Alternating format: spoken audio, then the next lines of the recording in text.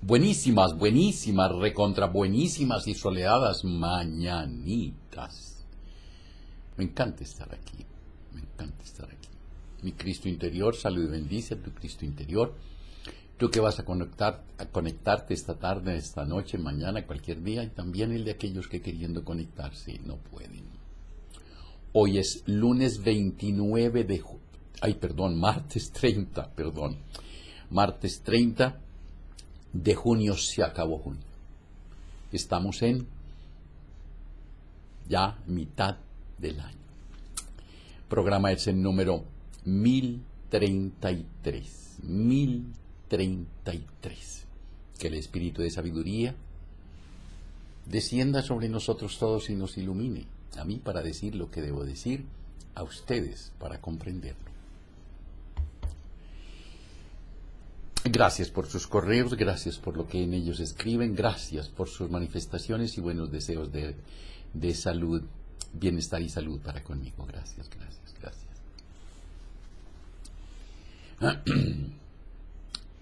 Se van a llevar una sorpresa.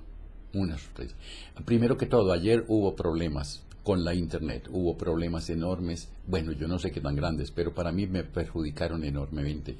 El programa de ayer es hoy. Se van a llevar una sorpresa porque voy a hablar de la reencarnación en la naturaleza.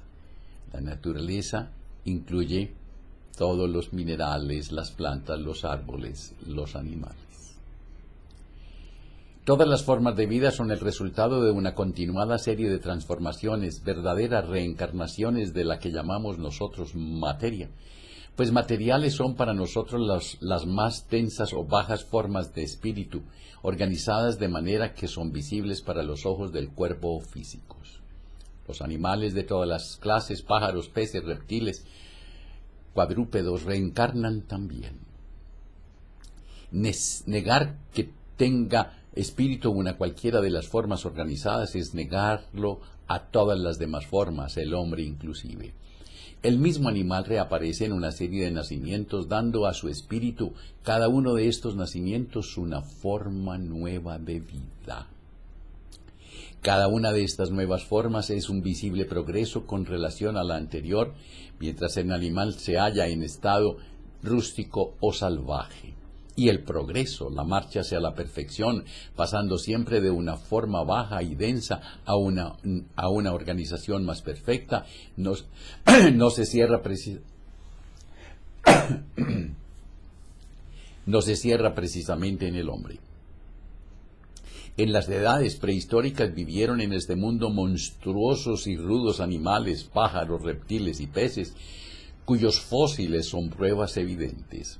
No hay duda de que aquellas bestias monstruosas fueron los antecesores de las actuales razas de animales. El espíritu de un mamut que vivió hace milenios puede ahora alentar a un elefante o en un ciervo o en un caballo salvaje. Su espíritu se ha ido refinando en la adopción de cuerpos menos voluminosos, provistos de formas y miembros más delicados, de más gracia y más agilidad, todo lo cual no es sino el resultado de la inconsciente tendencia a mejorar que existe en toda entidad viva. Mientras se halló el espíritu encerrado en el cuerpo monstruoso de un dinosaurio o de un imperfecto reptil, estuvo siempre deseando poseer la organización o vehículo que pudiese mover para poder cumplir mejor con todas sus necesidades con completa libertad, pues sentía que el exceso de carne y de huesos era un estorbo muy grande para sus movimientos. Y cuando el espíritu ha abandonado un cuerpo y ha penetrado en otro cuerpo nuevo, persiste todavía y persiste siempre el mismo deseo. Este deseo es el que irá modelando continuamente el cuerpo de conformidad con las aspiraciones dominantes del espíritu, pero esas transformaciones son muy lentas si nos atenemos a nuestro modo de contar el tiempo. Pero el tiempo no significa nada en el crecimiento de un planeta y tampoco si lo referimos a lo que crece y se transforma en él. La reencarnación hacia todo animal domesticado por el hombre mucho más inteligente y mejor adaptado a los usos y empleos que de él se esperan. El espíritu del perro amaestrado en el agua, cuando después de la muerte terrena se apodera de un nuevo cuerpo, retiene la habilidad y educación recibidas de su amo en su anterior existencia. Si el deseo del perro era el de ser un hábil nadador, su cuerpo irá adaptándose cada vez más a esta cualidad en virtud de la educación recibida y por él mismo en ese sentido demandada. Interesante. El proceso de la reencarnación de los animales es el mismo exactamente que en el hombre. El espíritu que abandona un cuerpo, el espíritu que sale de un cuerpo, es atraído hacia otra organización en la cual se está formando un cuerpo nuevo de carácter semejante al que tuvo anteriormente, y cuando este cuerpo se convierte en una organización independiente de la de sus padres, entonces el espíritu del animal entra en posesión de él, y esta posesión va haciéndose cada vez más completa a medida que crece el cuerpo, para volver a disminuir cuando el cuerpo envejece. La alegría y los juegos de la infancia y de la juventud son debidos a la satisfacción y contento que siente el espíritu al poder disfrutar de un nuevo cuerpo.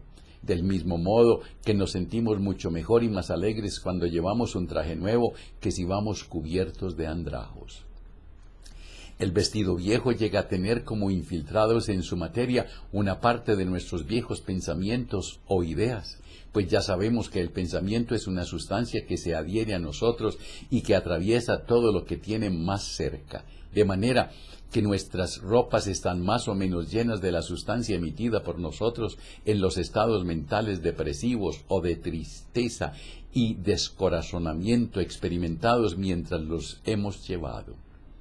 De suerte que al volvernos a poner las mismas ropas, nos echamos encima una mayor o menor cantidad de sustancia mental de inferior calidad, que no sólo puede molestarnos, sino perjudicarnos.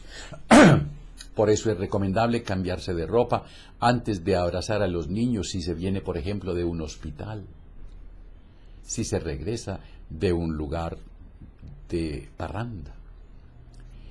El animal pasa de una reencarnación a otra reencarnación por períodos tales que, comparado con ellos, el que conocemos como historia del hombre no es más que una gota de agua en el océano. Y llega, sin embargo, un punto en el que cesa la reencarnación de su espíritu en su anterior especie animal para entrar en una especie nueva. Alcanzando ya por su espíritu el grado de perfección necesario, es atraído hacia una organización más delicada y más compleja. Es incorporado a ella, desde ese momento forma parte de la misma. Esta organización más compleja y más delicada es el hombre. En las edades más remotas de que hay noticia o recuerdo histórico, los instintos salvajes del hombre no estaban muy por encima de los instintos de los animales. Y en realidad no era el hombre más que un animal, aunque con mayores habilidades que los otros y mejor adiestrado en el arte de la lucha y de la defensa de sí mismo. Su inteligencia fue creciendo hasta el extremo de haber descubierto que un palo o una piedra, formando en uno de sus cabos una punta muy aguda, podía servirle para defenderse del ataque de los animales depredadores. Ya en este estado, puede la madre atraer al espíritu de algún animal salvaje, desarrollado o muy inteligente, lo cual implica que ese espíritu abandona su personalidad como cuadrúpedo para reaparecer en el cuerpo de un hombre o de una mujer en estado salvaje. Pero puede muy bien no ser este el único espíritu que se encarne en la nueva forma de vida, pues también puede hacerlo en las mismas condiciones el espíritu superior de algún hombre o mujer cuyo cuerpo se hubiese extinguido demasiado rápidamente. Las supuestas fábulas en las antiguas mitologías que dieron personalidad a seres mitad hombres, mitad bestias, como el centauro, mitad hombre, mitad caballo, o la sirena, mitad mujer, mitad pez, tienen su origen en esta verdad de orden espiritual. La raza humana ha ido desenvolviéndose así y alejándose cada vez más de las especies animales inferiores, o dígase de las más burdas formas de vida, las cuales en los tiempos más remotos mostraban todas también formas mucho más burdas y rudas, las cuales fueron afinándose o perfeccionándose a medida que el hombre ha podido atraer y absorber elementos espirituales sutiles. El estado actual de nuestro planeta, el espíritu En el estado actual de nuestro planeta, el espíritu de un animal ya no puede reencarnar en un cuerpo de hombre o de mujer, mas cuando aún se podía, de esto hace ya varios lustros, la expresión mental característica aparecía claramente en ese hombre o en esa mujer. Recordemos que el espíritu de un caballo, por ejemplo, no necesita para reencarnar ni el tamaño, ni la forma, ni la cantidad de carne y de sangre que constituyen el caballo material. El espíritu se apodera de una masa determinada de materia y lo moldea de conformidad con su deseo dominante, si el conjunto de sus conocimientos así lo permite. Podemos decir, por tanto, que una boa, como cualquier otro animal de orden inferior, no es sino el resultado del débil o apagado destello de la oscura inteligencia que posee ese espíritu todavía muy atrasado y cuyos deseos y aspiraciones han de estar acordes con ella. En formas de vida tan bajas y ruines, el espíritu no tiene todavía despierta en sí la inmensa alegría de la juventud, como que espiritual o intelectualmente el reptil no significa sino el primer paso dado para salir del reino vegetal, porque el espíritu necesita también haber vivido en el reino vegetal. Los árboles tienen una vida que les es propia y manifiestan clara tendencia a reunirse con los de su misma clase. Crecen en comunidad y el espíritu de los árboles que han muerto anima a los árboles que nacen, pues existe también en el reino vegetal el inconsciente deseo de ir mejorando y perfeccionando constantemente la propia forma de vida. Por esta razón, el reino vegetal en todo su conjunto ha progresado muchísimo, mejorado y perfeccionándose todos sus tipos en comparación con los existentes en épocas remotas, cuando las plantas y los árboles de la tierra, aunque mucho mayores en tamaño, eran de construcción más tosca, en consonancia con los toscos animales que vivían en su entorno. La evolución del espíritu, pues, cierta e indudablemente se verifica por sucesivas encarnaciones a través de las edades, adquiriendo con cada una de estas encarnaciones una nueva y siempre más elevada cualidad. La supervivencia de lo propio o más apropiado para la mejora de la vida significa que las mejores cualidades van reuniéndose en el ser que sobrevive a las varias encarnaciones. Las más bajas y groseras, las más salvajes, van abandonándose poco a poco. Las mejores cualidades de una forma cualquiera de vida animal puede hallarse accidentalmente en el hombre, adquiriendo o absorbiendo de esta manera en sí mismo la bravura del león, la sagacidad de la zorra o la rapacidad del gavilán y del águila. Frecuentemente vemos el pico del águila o del gavilán en el rostro de una persona, o descubrimos la expresión perruna en el rostro de otras, y hasta en alguna cierta analogía con el lobo o la zorra, y como la fisonomía se corresponde siempre con el carácter del espíritu, de ahí que las gentes, reconociendo esta verdad, aunque inconscientemente, hagan uso de las palabras zorro, perruno o de otras parecidas que, indicando cualidades de animales, han pasado al lenguaje corriente al querer descubrir el carácter de ciertos individuos. Ese tipo es un zorro. Ningún animal tomado en su condición natural o salvaje y educado por el hombre para su uso propio, aún pasando a través de sucesivas generaciones, podemos decir que ha progresado como tal animal, pues no ha progresado en realidad, sino en lo referente al uso o placer del hombre. El animal sobrecargado de carnes, como se ve frecuentemente en las ganaderías, para obtener mayor lucro, queda en cambio desprovisto de fuerza y de agilidad. Con eso no se ha hecho sino causar grave daño al animal. La domesticidad que el hombre logra del lobo o de otros animales salvajes es artificial, haciendo que el lobo u otro animal cualquiera dependa enteramente de él por lo que se refiere a la alimentación, pues ya no puede procurársela él mismo como hacía en su estado natural o salvaje. El pato o ánade domesticado es un mal nadador y además es incapaz de volar, pues a través de varias generaciones de cautividad ha perdido la fuerza y la habilidad para hacerlo. Todo animal posee alguno de los poderes contenidos en la naturaleza, del cual lo probamos nosotros con el objeto de apoderarnos de su carne, de sus plumas o de cualquiera otra de sus partes que pueda sernos de alguna utilidad, de sus colmillos. El espíritu del animal domesticado es absorbido inmediatamente por el hombre y con él absorbe sus cualidades de esclavitud, de dependencia, de imperfección y desamparo, apropiándose así de productos espirituales bajos y groseros que se mezclan con su propio espíritu y le dan un tinte de verdadera inferioridad, de manera que el daño que el hombre hace al animal se vuelve contra sí mismo. La naturaleza no quiere que se perpetúen en ningún plano de la vida las condiciones prohijadas por la violencia o el artificio. Cuando más se avance en la domesticidad de los animales o vegetales, cuantas más generaciones haya durado. Aquí es con una H. La H es así. Sí, ya la encontré. Haya durado la crianza por el hombre, más y más asiduos cuidados se exigirán y también más sujetos se hallarán a toda clase de enfermedades. El ganado que cría el hombre para su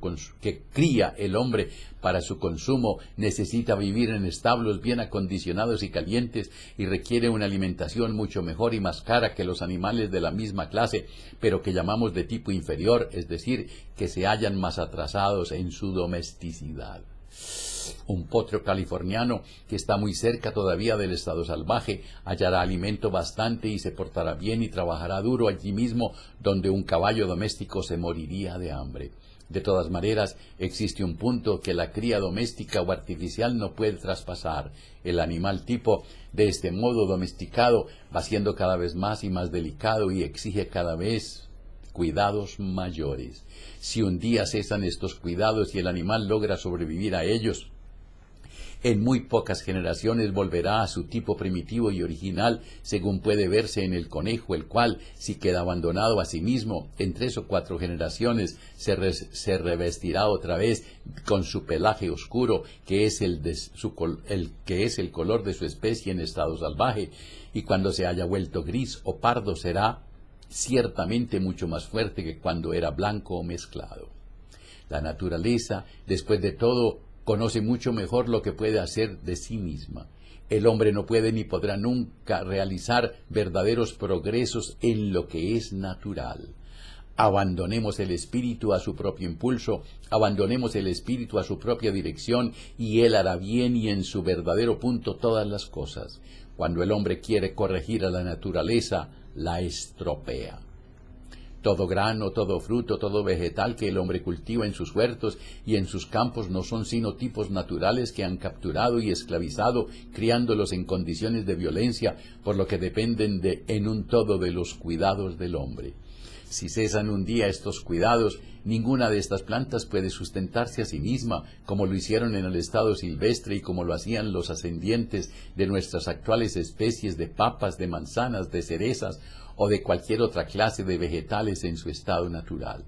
Y al comer estos productos, criados artificialmente, el hombre absorbe también su espíritu lleno de elementos de debilidad, de esclavitud, de condiciones innaturales, cosa que contribuye a retrasar el crecimiento de los poderes espirituales. Todo vegetal que ha crecido artificialmente, lo mismo que todo animal criado fuera de su ambiente natural, está mucho más sujeto a toda clase de enfermedades que las mismas especies en su estado salvaje. Y si en esta situación son olvidados por el hombre o desaparecen enteramente o vuelven a sus tipos originales. ¿Qué pasa entonces con los pollos que comemos? Pollos criados con 22 horas de luz, etc., sin movimiento. Sin duda ahora alguien podría preguntar cómo hubiera podido el hombre vivir sin cultivar más o menos artificialmente toda clase de vegetales y de animales.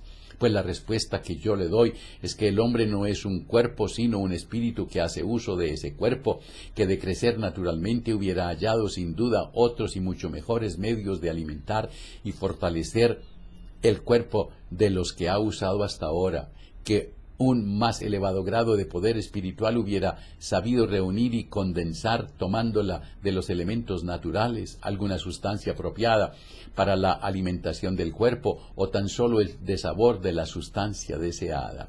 Que el hombre durante los tiempos de ceguera no ha querido seguir el camino del espíritu y ha tomado, en cambio, del modo más absoluto, el camino de lo material, creyendo que había de alimentarse con carne y vegetales y que debía, por tanto, criarlos artificialmente, sin ver que de este modo él mismo destruía su mejor y más elevada y más dichosa condición de vida, la vida del espíritu. El árbol del conocimiento del bien y del mal en el paraíso y el efecto desastroso que su fruto ejerció en las dos personas que lo comieron no es ciertamente una invención ni tampoco es fábula. El jardín del Edén no era sino la tierra en su condición natural y primitiva, y Adán y Eva eran los ascendientes, los padres de nuestra actual raza blanca, padres o ascendientes que en un poder superior trajo a esta tierra desde otro planeta, con una inteligencia muy superior al de las bajas y oscuras razas de animales que por entonces la poblaban. El poder que aquí las trajo quiso que aquellas dos personas para su mantenimiento dependiesen tan solo de su propio poder espiritual, para lo cual debían alimentarse únicamente con los frutos silvestres que crecían en torno, para de esta manera absorber tan solo los elementos espirituales que esos frutos encerraban en su estado natural, de manera que aquel poder superior no deseó que el hombre esclavizase ninguna forma espiritual encarnada en alguna de las organizaciones materiales, corrompiéndola con procesos de violencia o de artificio. El árbol del conocimiento significa que fueron colocados allí en torno de ellos los frutos hijos del artificio para que los hombres aprendieran a conocer que no les convenía alimentarse de ellos y para que llegasen al conocimiento de su propio poder espiritual, como hace actualmente la suprema sabiduría con nosotros, lo que hiciera por su adelanto mucho más y mejor que lo material, del mismo modo que a nosotros nos sucede. El estado espiritual producido por esta educación hubiera facilitado al hombre el abandono de su cuerpo, permitiéndole también recorrer vastos espacios y visitar superiores planetas, cualidad esta que habría hecho al hombre independiente de los actuales medios de locomoción, nada cómodos, pues no habría habido ninguna necesidad de transportar una mercancía o producto de un país a otro, porque en pocos segundos hubiéramos llevado nuestro cuerpo espiritual al lugar o país deseado. El poder espiritual lo hubiera hecho todo sacando de los elementos naturales el producto o la alimentación preferidos. Esto hubiera hecho necesario el cultivo del suelo y toda producción animal o vegetal lograda por medios artificiosos o violentos. Adán y Eva, por desdicha, no creyeron en ese poder. El conocimiento que se les prohibió fue el conocimiento de que no pudiesen sustentar la vida de sus cuerpos ni por medio de aquellos productos animales o vegetales hijos de la violencia o del artificio, ni por medio del desenvolvimiento artificioso en esa cautividad, ni haciendo con los animales y con las plantas lo que la naturaleza no quiso hacer por sí misma, ni destruyendo y matando para renovar la vida del cuerpo humano con las vidas no naturales y los espíritus esclavizados de otros cuerpos. Si coméis del fruto del árbol del conocimiento, les dijo el Altísimo Poder, seguramente moriréis. Y ellos comieron o absorbieron la idea de ese conocimiento, siendo muy posible que la tomaron de alguna de las más bajas y densas fuentes que había por allí, las diferentes especies y animales y vegetales que los rodeaban. Cazaron un animal salvaje y lo criaron por medios artificiales, convirtiendo una criatura natural en lo que nunca debía haber sido, e hicieron lo mismo con las plantas. Después llegaron a matar a estos animales y comieron su carne y bebieron su sangre. 2 veces repite en los primeros capítulos el Génesis: no tomarás la vida de nadie, la cual está en la sangre. Y recuerden que la sangre fue la el objeto de consagración en la última cena. En el Edén, los animales no temían al hombre, pues allí no había necesidad de que fuesen esclavizados. Mucho mejor que ahora, todos los animales eran entonces domesticados completamente por medio de una constante manifestación de bondad. Pero con su cautividad y la destrucción de sus mejores cualidades, el animal ha aprendido ya a temer al hombre, mientras en el paraíso no había miedo. El miedo que sienten ahora los animales, hijo de la persecución de que son objeto, se ha traspasado al hombre a fuerza de comer sus carnes y su sangre. De igual modo, han ido surgiendo en la naturaleza del hombre sus demás cualidades malas y perversas, pues no proceden sino de su costumbre de alimentarse con productos logrados por medio de la violencia o de procedimientos artificiales. Con lo que comemos absorbemos los sentimientos de miedo y de desamparo que alientan en los animales y en las plantas que dependen por completo de los cuidados del hombre. Adán y Eva cayeron por culpa de no haber sabido comprender y creer en la ley espiritual. Creyeron solo en las leyes de lo físico y material. Lo material es temporal, lo espiritual permanece. Todo lo que vemos, la piedra, la planta, el animal y cualquier otra forma de la materia, en realidad está mantenido por el espíritu correspondiente. Llamamos a esto el fenómeno de la atracción o cohesión de la materia, cuando no es más que el poder del espíritu en mantener persistente toda forma material. Creer en las cosas materiales y en las leyes de la materia, como erróneamente son llamadas, es lo mismo que crecer en la máquina que arrastra el tren, en vez de creer en el ingeniero. Lo mismo que creer en la máquina que arrastra. Creer, claro. ¡Ay! ¿Qué hice? Creer en la máquina que arrastra el tren en vez de creer en el ingeniero que la ha trazado y construido. La máquina representa aquí la materia, en tanto que el ingeniero es el espíritu predominante que la crea, la rige y la gobierna. ¿Cómo se le hacen las guayabitas? Interesante. Pidan estas memorias, léanlas, reléanlas. Me llegó este correo, el cual les leo con mucho agrado. Hola, abuelo. Estaba con un agradecimiento muy especial y con mis deseos de que goces de una buena salud. Otra vez me encuentro de nuevo vinculándome a tus programas, ya que me había dado un receso de un mes para preparar mi examen de ciudadanía. He logrado el triunfo gracias a la fe que tú me has enseñado ponerle a un proyecto. He seguido tus sabios consejos y hoy estoy recogiendo el fruto de nuestro trabajo. Tú y el espíritu de sabiduría hicieron de que yo hoy sea ciudadana americana. Siempre te llevo en mi corazón. Un besito y un abrazo. ¿Cómo les parece el agradecimiento de esta personita? ¡Wow! Cuando te abrazas, cuando te quieres, cuando te amas, la vida te abraza, la vida te quiere, la vida te ama. Repitan hoy 1000 veces. Me acepto y me apruebo como soy, me amo. Me acepto y me apruebo como soy, me amo. Y mañana miércoles, tu hijo puede ser un niño índigo. Que la prosperidad, la armonía, la salud, la sabiduría y el amor sean con ustedes y sus familias, conmigo y mi familia.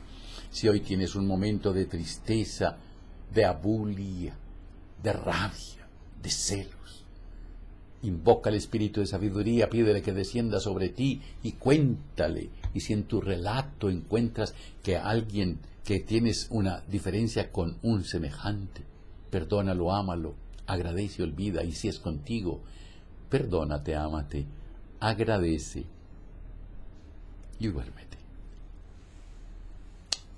Hasta mañana.